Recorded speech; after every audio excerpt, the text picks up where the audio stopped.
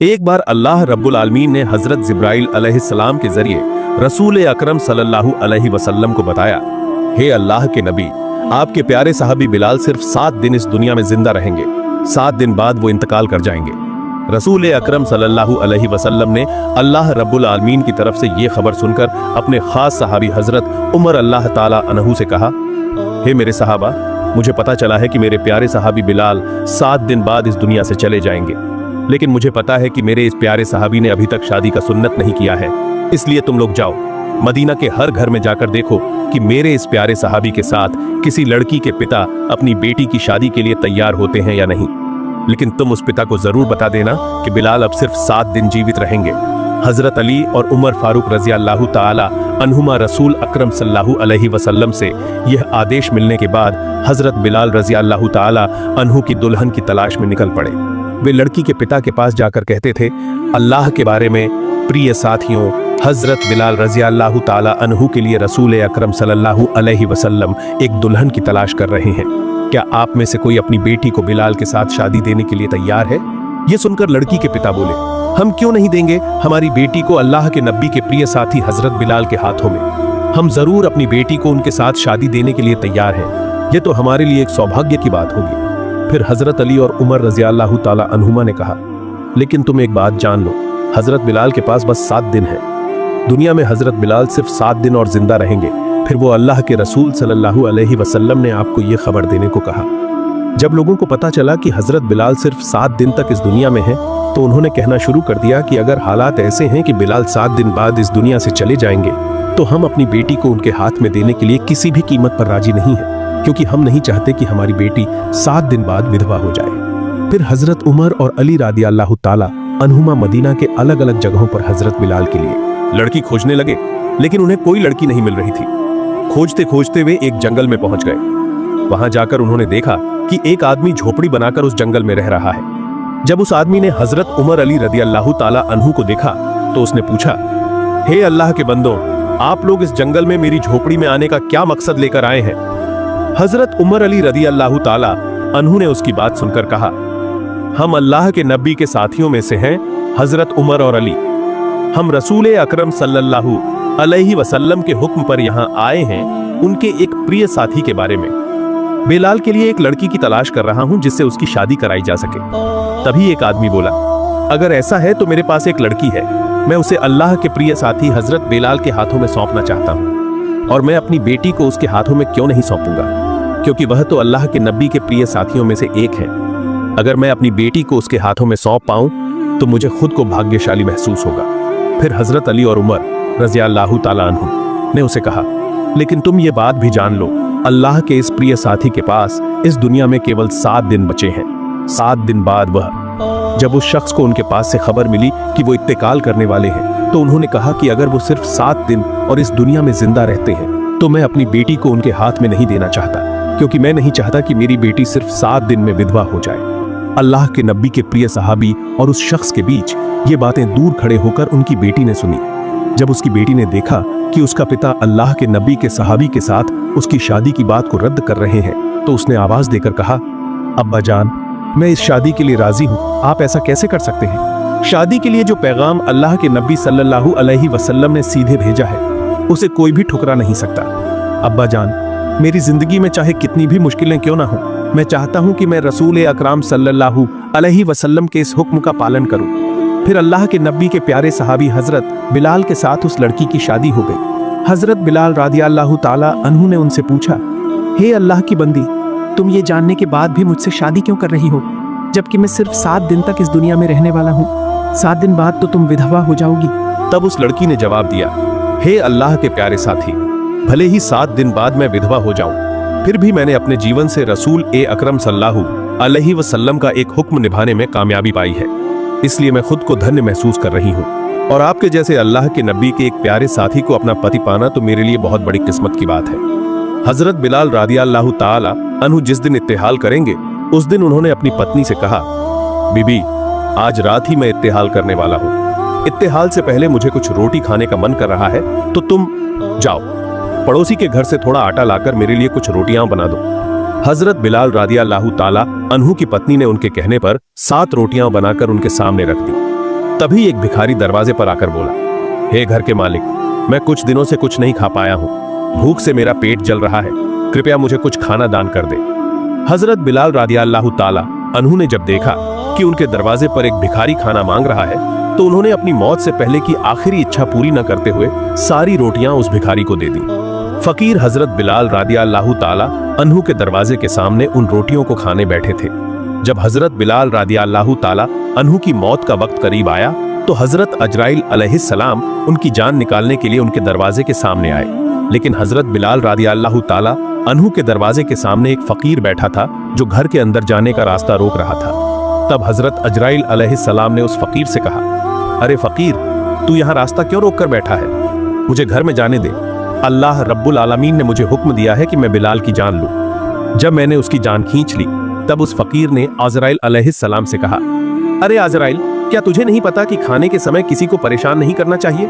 क्या तू नहीं देख रहा है कि मैं यहाँ बैठकर खाना खा रहा हूँ? जब हजरत अजराइल अलैहिस्सलाम ने देखा कि फकीर किसी भी तरह से अपनी जगह नहीं छोड़ रहा है, तो उन्होंने अल्लाह रब्बुल आलमीन के पास जाकर कहा, हे परवरदिगार, मैं आपके हुक्म से आपके बंदे बेलाल की जान निकालने आया हूँ, लेकिन वहां जाकर देखता हूँ कि एक फकीर बेलाल के घर के दरवाजे के पास बैठा है। मैं उसकी वजह से बेलाल के घर में प्रवेश नहीं कर पा रहा हूँ और उसकी जान नहीं निकाल पा रहा हूँ। तब अल्लाह रब्बुल आलमीन ने अजराइल अलैहिस्सलाम से कहा, हे अजराइल, मेरे जो बंदा बेलाल के दरवाजे के सामने बैठा है वो मेरे लिए बहुत प्यारा है। ध्यान रखना, उसके साथ कोई बेजा बात मत करना। जाओ और अच्छे से उससे पूछो कि वो क्या चाहता है। अगर उसकी कोई मांग है तो उसे पूरा करो, फिर उसके बाद ही हजरत बिलाल की जान निकाल लेना। अल्लाह रब्बुल आलमीन के इस हुक्म पर हजरत अजराइल अलैहिस्सलाम फिर से हजरत बिलाल रदियल्लाहु ताला अन्हु के दरवाजे के सामने आए उनकी जान निकालने के लिए। लेकिन तब भी उन्होंने देखा कि वो फकीर हजरत बिलाल के दरवाजे के सामने बैठकर रोटियां खा रहे थे। तभी हजरत अजराइल अलैहिस्सलाम ने उस फकीर से कहा, हे अल्लाह के प्यारे बंदे, बताओ तुम बेलाल के दरवाजे से हटने के लिए क्या चाहते हो? अल्लाह रब्बुल आलमीन ने कहा है कि तुम जो चाहोगे अल्लाह तुम्हें वही देगा। तब उस फकीर ने कहा, बेलाल ने मुझे 7 रोटियां दी है और अल्लाह रब्बुल आलमीन ने कहा है कि जो 1 गुण देगा उसके बदले में अल्लाह उसे 10 गुण देगा। मैं चाहता हूं कि बेलाल की इन 7 रोटियों के बदले उसे 70 साल की उम्र दी जाए। फकीर की बात सुनकर हजरत अजराइल अलैहिस्सलाम, ये तो असंभव है।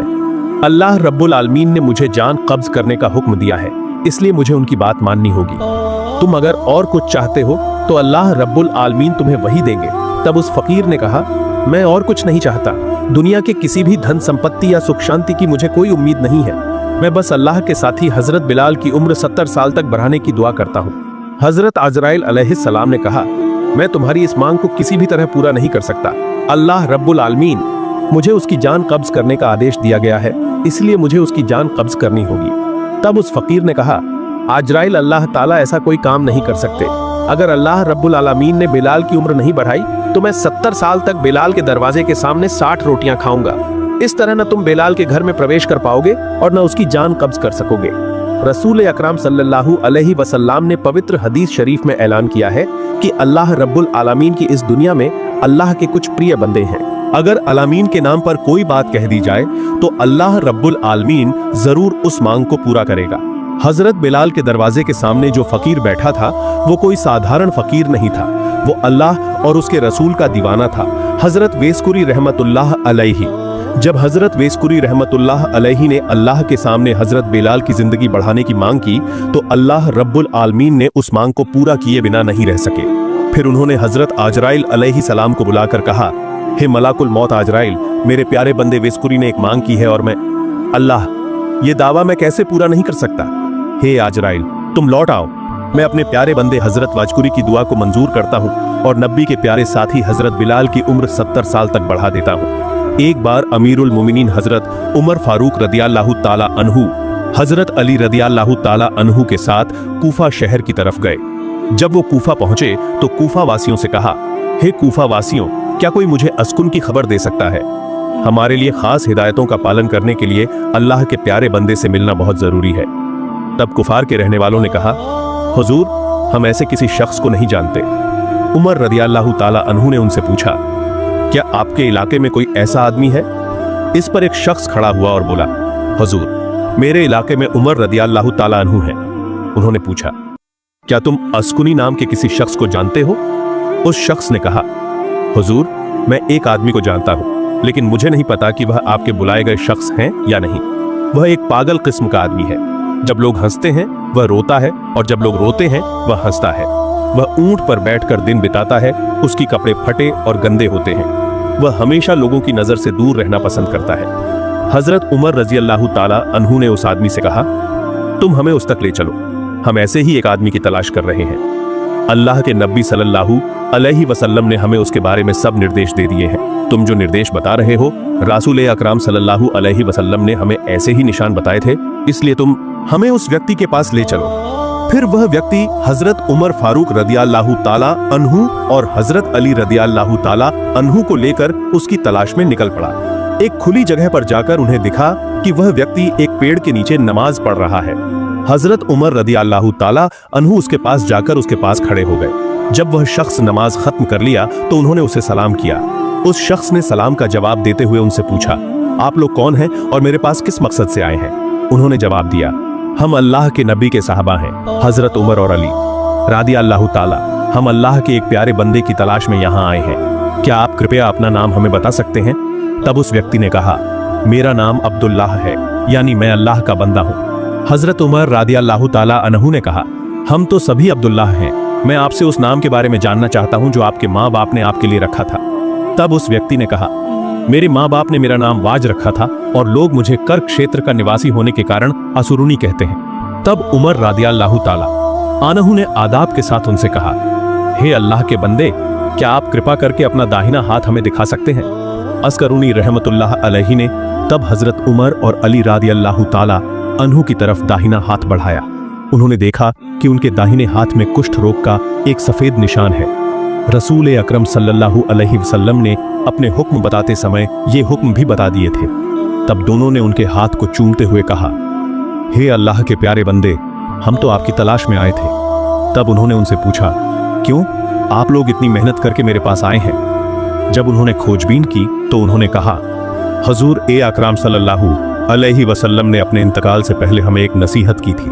उन्होंने अपनी पवित्र जुब्बा हमें दी और कहा कि हमें इसे आपके पास पहुंचाना है, और उन्होंने यह भी कहा कि आप अजकरून को बताना कि वह मेरे उम्मत के लिए दुआ करें। ओजकुरी रहमतुल्लाह अलैहि ने कहा, आप लोग हजूर अकरम सल्लल्लाहु अलैहि वसल्लम के प्रिय सहाबा हैं, तो दुआ करने के लिए आप ही मुझसे ज्यादा योग्य हैं, इसलिए आप उनके उम्मत के लिए दुआ करें। उन्होंने कहा, हम तो हमेशा रसूल अकरम सल्लल्लाहु अलैहि वसल्लम की उम्मत के लिए दुआ करता हूँ। अल्लाह के नबी, खासकर आपके पास यह दरख्वास्त करने के लिए कहा है।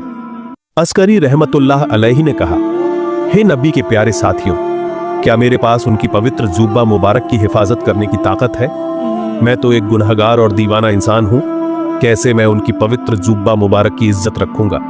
उन्होंने कहा, रसूल अकरम सल्लल्लाहु अलैहि वसल्लम ने आपके पास यह जुब्बा मुबारक भेजा है, इसलिए वह जरूर जानते थे कि अल्लाह के पास आप कितने कीमती हैं। कृपया आप उनकी जुब्बा मुबारक की इज्जत करें, ले लो और उनकी गुणगान के लिए उम्मत के लिए दुआ करो। फिर हजरत ओस्करी रहमतुल्लाह अलैहि ने उनके पास से रसूल अकरम सल्लल्लाहु अलैहि वसल्लम की भेजी हुई मुबारक जुबा ली और उन्होंने कहा, आप लोग यहाँ थोड़ा ठहरे, मैं अपने दयालु प्रभु के साथ कुछ पल अकेले बात कर लूँ। इसके बाद रहमतुल्लाह अलैहि हजरत अली और उमर रदियल्लाहु ताला अन्हु को वहीं खड़ा करके थोड़ी दूर चले गए। फिर उन्होंने सिजदा किया और अल्लाह रब्बुल आलमीन के दरबार में रोने लगे, हे अल्लाह, तेरे प्यारे हबीब, यह जुबा मेरे पास है, मुबारक ने भेजा है और उन्होंने कहा है कि मैं उनके गुनाहगार उम्मत के लिए दुआ करूं। तुम्हारे हबीब ने अपना फर्ज निभाया है।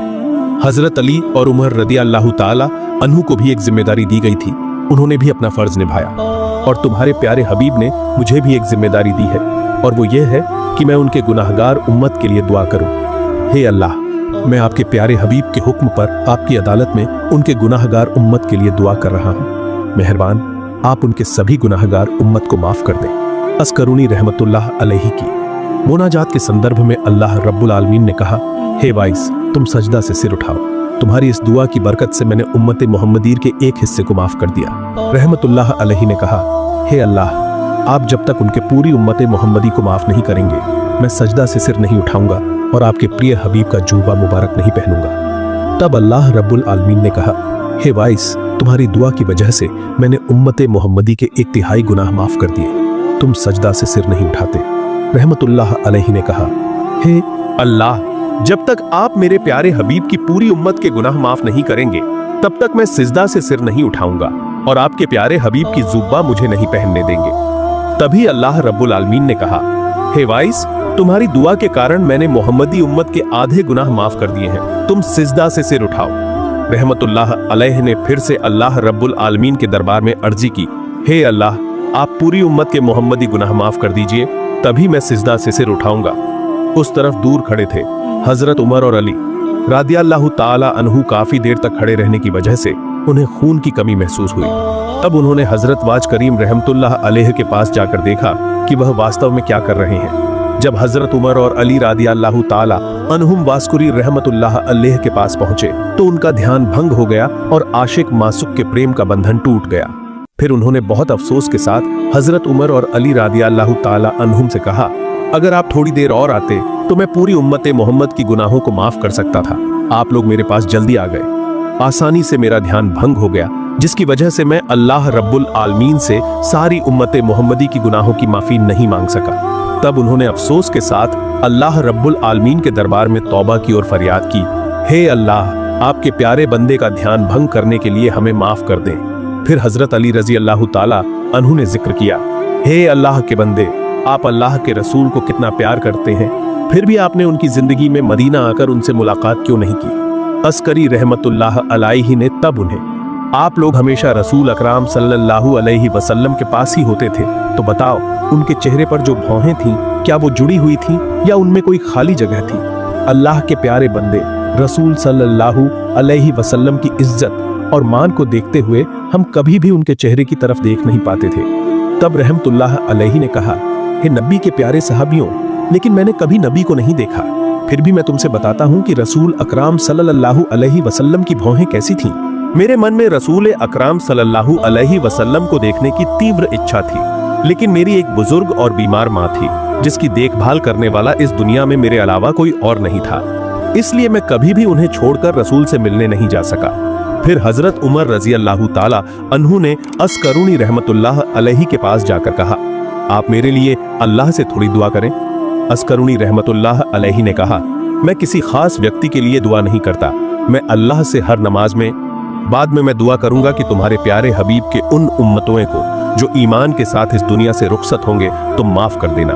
तो अगर तुम इस दुनिया से ईमान के साथ रुखसत हो सकते हो तो मेरी ये दुआ आखिरत में तुम्हें मिलेगी। हजरत उमर रदियल्लाहु अन्हु ने कहा, क्या मैं आपके खर्चे के लिए कूफा के गवर्नर को एक खत लिख दूं ताकि हर महीने वो आपको एक निश्चित रकम दे सके जिससे आप अपनी जिंदगी आराम से बिता सकें। तब वेस्कुरी रहमतुल्लाह अलैहि ने उमर रदियल्लाहु अन्हु से कहा, ये 2 दिरहम मैंने ऊंट चोरी करके कमाए हैं, क्या आप मुझे यकीन दिला सकते हैं कि इन 2 दिरहम को खर्च करने के लिए मैं जिंदा रहूंगा? और अगर आप मेरी जिंदगी की गारंटी नहीं दे सकते तो मुझे आपकी नजरें पाने की कोई जरूरत नहीं है। हजरत उमर फरूक रादियल्लाहु ताला अन्हु ये सुनकर आंखों में आंसू लेकर रोने लगे। फिर उन्होंने कहा, हे अल्लाह के बंदे, इस दुनिया में कौन किसी की मौत की गारंटी दे सकता है? अफसोस, हम दुनिया में कितने व्यस्त और पागल हो गए हैं आपकी तरह। अल्लाह के प्रिय बंदे हैं, इसलिए अल्लाह रब्बुल आलमीन ने आपके जरिए हमें रोजी दी है। अगर इस दुनिया में आपके जैसे बंदे न होते तो शायद अल्लाह रब्बुल आलमीन हमें एक बूंद पानी भी रोजी के तौर पर न देते। तब उस कुरानी रहमतुल्लाह अलैहि ने कहा, अब आप मुझे विदाई दीजिए, मैं हमेशा लोगों की नजरों से दूर रहना पसंद करता हूँ। उमर रादियल्लाहु ताला अन्हु ने उनसे कहा, हे अल्लाह के प्रिय बंदे, अगर कभी आपको कोई जरूरत हो तो हमें याद करेंगे। उस कुरानी रहमतुल्लाह अलैहि ने कहा, हे अल्लाह के नबी, प्रिय साथी, अल्लाह रब्बुल आलमीन, मेरे अच्छे अभिभावक, मैं हमेशा अपनी सभी जरूरतें उसी से बताता हूँ, दुनिया के किसी भी सबसे अच्छे मखलूक के सामने नहीं। ये कहकर वाजकुरी रहमतुल्लाह अलैहि ने उनसे विदाई ले ली।